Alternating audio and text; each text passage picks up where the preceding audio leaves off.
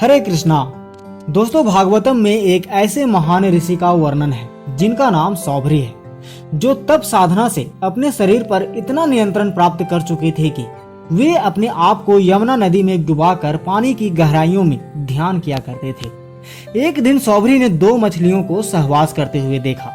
इस दृश्य ने उनके मन और इंद्रियों को विचलित कर दिया और उनके मन में भी काम क्रीड़ा करने की इच्छा जाग उठी। उन्होंने अपनी साधना छोड़ दी और पानी से बाहर आकर सोचने लगे कि अपनी इच्छा कैसे पूरी करें।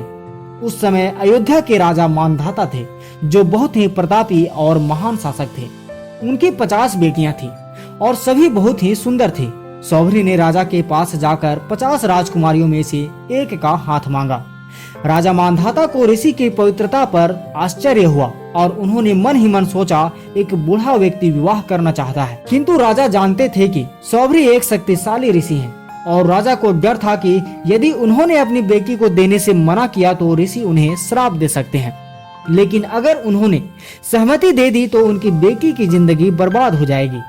राजा ने कहा, हे ऋषि, मुझे आपके अनुरोध पर कोई आपत्ति नहीं है। मैं अपनी 50 बेटियां आपके आगे ले आऊंगा और जो आपको चुन लेगी उसी से आपका विवाह होगा।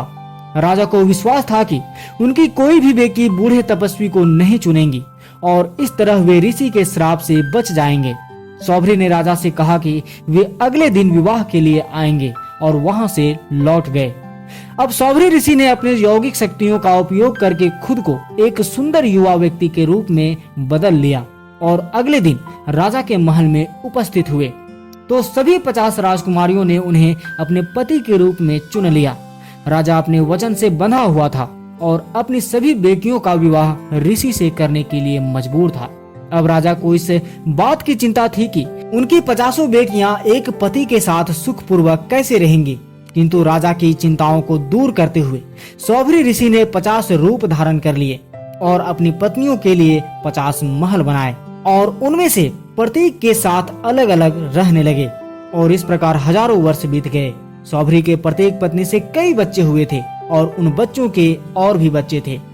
सौभरी अपने परिवार के साथ भोग विलास में अपना जीवन व्यतीत कर रहे थे। एक दिन जब उन्हें होश आया तो वे कहते हैं, हे मनुष्यों, आप में से जो लोग भौतिक वस्तुओं के माध्यम से खुशी प्राप्त करने की योजना बनाते हैं, सावधान रहें।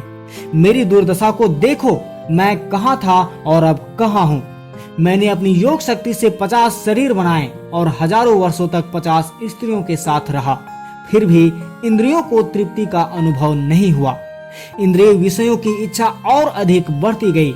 दोस्तों, इस भौतिक संसार में हम कितना भी इंद्रिय भोग कर लें, किंतु इंद्रियों को तृप्ति का अनुभव नहीं होगा। श्री कृष्ण भगवत गीता के अध्याय 2 के श्लोक 60 में कहते हैं, इंद्रियां इतनी प्रबल तथा वेगवान है कि वे उस विवेकी पुरुष के मन को भी बलपूर्वक हर लेती है, जो उन्हें वश में करने का प्रयत्न करता है। दोस्तों, इंद्रियों को बहुत सावधानी पूर्वक वश में करने का प्रयास करना चाहिए, नहीं तो इंद्रियां इतनी शक्तिशाली हैं कि वे विवेकी पुरुष के मन को भी विचलित कर देती हैं। हरे कृष्णा। धन्यवाद।